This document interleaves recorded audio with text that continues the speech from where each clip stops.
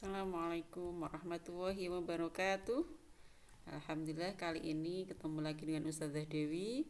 Dan tema yang akan kita bahas adalah tentang fertilisasi dan kehamilan. Tujuan pembelajaran yang pertama adalah mendeskripsikan proses fertilisasi dan kehamilan, kemudian menjelaskan proses perkembangan janin selama dalam kandungan, mendeskripsikan fungsi cairan ketuban bagi janin, serta menjelaskan gaya dorong dan gaya gesek yang terjadi pada proses melahirkan. Oke. Untuk fertilisasi diawali dari proses ovulasi, lepasnya ovum gitu ya dari ovarium, yang kemudian ketika dalam perjalanan di oviduct atau tuba Fallopi bertemu dengan sel sperma. Ini menunjukkan gambar pertemuan antara ovum dengan sel sperma gitu ya. Kalau diperbesar seperti ini, maka inilah yang disebut sebagai proses fertilisasi gitu ya.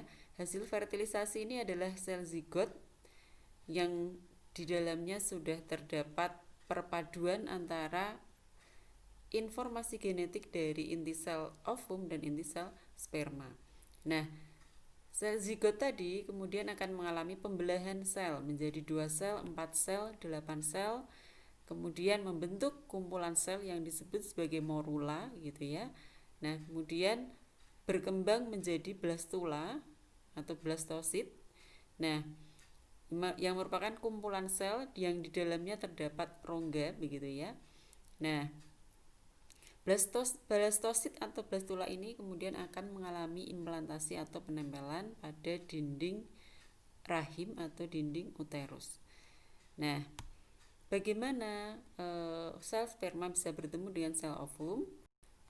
Nah, sel sperma itu memiliki perangkat. Yang pertama ada kepala gitu ya, kepala sperma, kemudian ada leher sperma dan ekor sperma. Nah, ekor sperma ini ketika berenang gitu ya, dia akan berputar, ekornya berputar begitu, sehingga perputaran ini akan menimbulkan gaya dorong terhadap pergerakan sel sperma sehingga bisa mencapai ovum. Nah, ini pertemuan antara ovum dengan sel sperma. Kepala sperma akan masuk gitu ya ke dalam ovum, kemudian inti dari sel sperma gitu ya akan masuk ke dalam sel ovum dan bertemu dengan inti sel ovum. Nah, ini kemudian akan membentuk zigot gitu ya, membentuk zigot.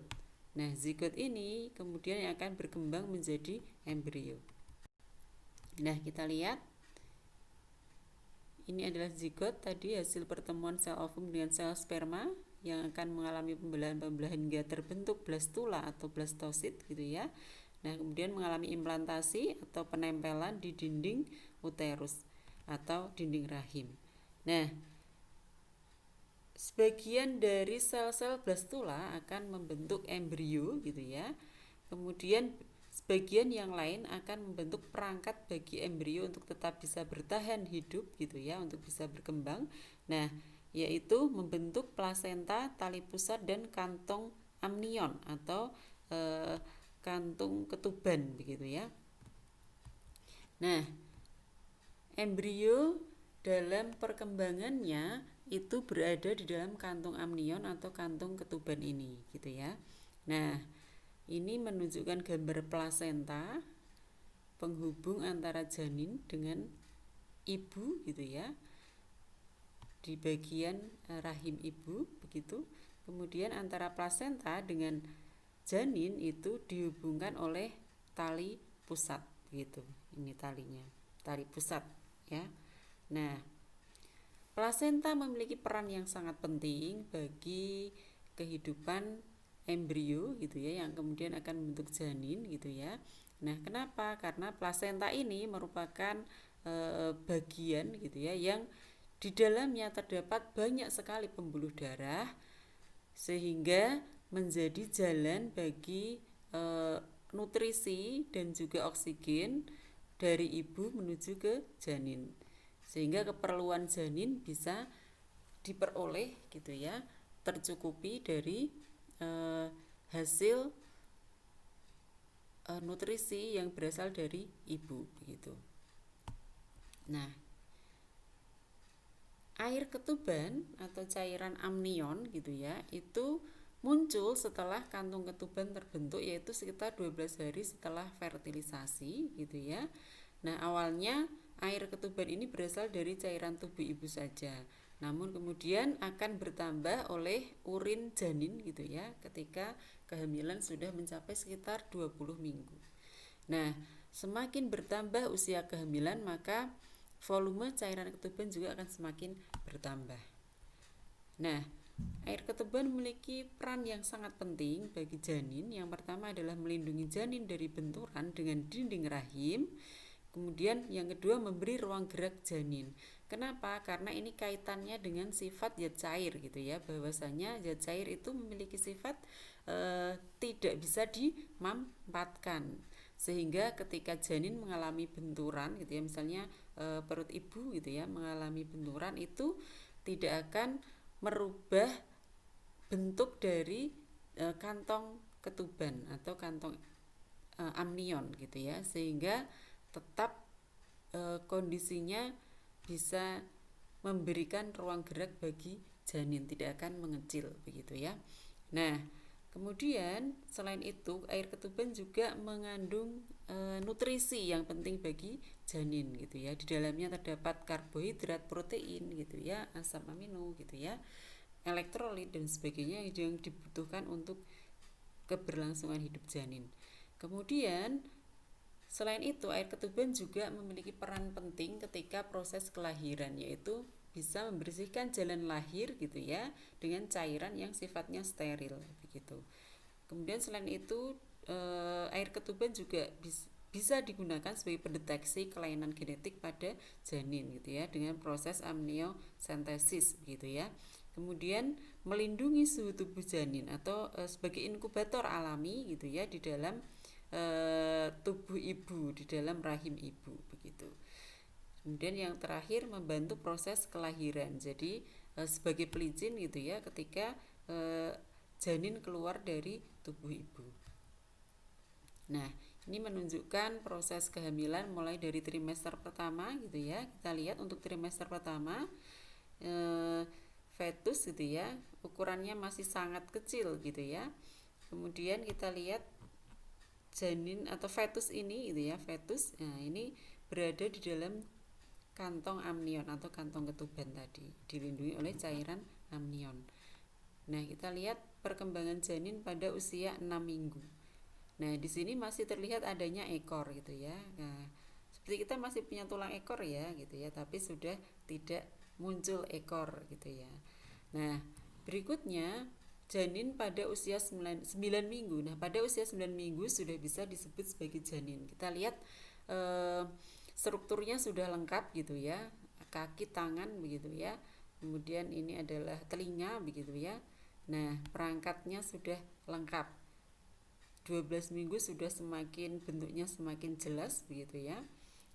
Nah, kemudian untuk trimester kedua, tadi di trimester pertama kelengkapan janin strukturnya sudah lengkap gitu ya, sehingga di trimester kedua tinggal memperbesar ukuran gitu ya, memperbesar ukuran dan semakin mematangkan atau memperjelas bentuk gitu ya dari janin itu sendiri.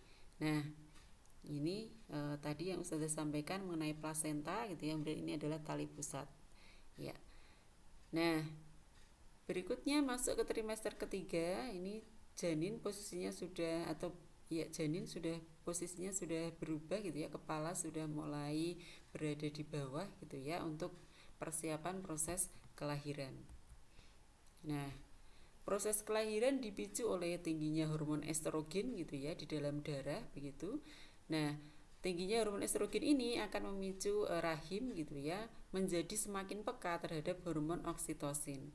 Nah, hormon oksitosin dan hormon prostaglandin adalah hormon yang berperan dalam meningkatkan kontraksi otot uterus atau rahim gitu ya, sehingga itu ketika rahim atau uterus otot-ototnya berkontraksi, maka akan memberikan gaya dorong terhadap bayi untuk bisa keluar dari tubuh ibu gitu ya melalui vagina begitu. Nah, ketika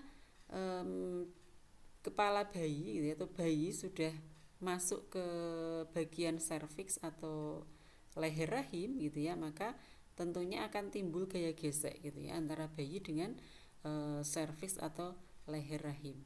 Nah, gaya gesek ini justru akan semakin meningkatkan produksi hormon oksitosin gitu ya. Dimana hormon oksitosin tadi berperan untuk timbulnya gitu ya kontraksi otot uterus atau rahim begitu. Sehingga semakin memberikan gaya dorong yang besar terhadap janin untuk bisa keluar atau lahir begitu ya. Nah, selain itu, cairan ketuban juga akan berperan dalam proses kelahiran ini, yaitu sebagai pelicin gitu ya, pelicin sehingga semakin mempermudah bayi untuk bisa keluar dilahirkan dari rahim ibu gitu ya. Nah, ini proses kelahiran menunjukkan bagaimana otot-otot rahim berkontraksi dan menimbulkan gaya dorong terhadap janin untuk keluar gitu ya. Nah, ini janin sudah mulai terlihat kepalanya, bagian kepalanya, sehingga akan semakin mudah untuk lahir atau keluar dari tubuh ibu. Nah, ketika bayi sudah keluar gitu ya, maka kemudian akan diikuti oleh keluarnya plasenta beberapa menit kemudian begitu ya. Nah, itu untuk proses kelahiran bayi begitu ya. Semoga bisa difahami. Nah, akhirnya selamat datang gitu ya bayi yang mungil gitu ya, yang lucu gitu ya ke dunia. Nah, hal yang harus kita syukuri gitu ya, Allah berikan kesempatan kepada kita untuk bisa hadir di dunia gitu ya, dengan segala keelokan gitu ya, keindahan dan kesempurnaan bentuk yang Allah berikan kepada kita gitu ya, sehingga kita harus semakin bersyukur kepada Allah Subhanahu wa taala gitu ya. Maha sempurna Allah yang telah menciptakan manusia fi ahsani taqwim, dalam sebaik-baik bentuk. Oke, itu anakku yang bisa Ustazah sampaikan. Assalamualaikum warahmatullahi wabarakatuh.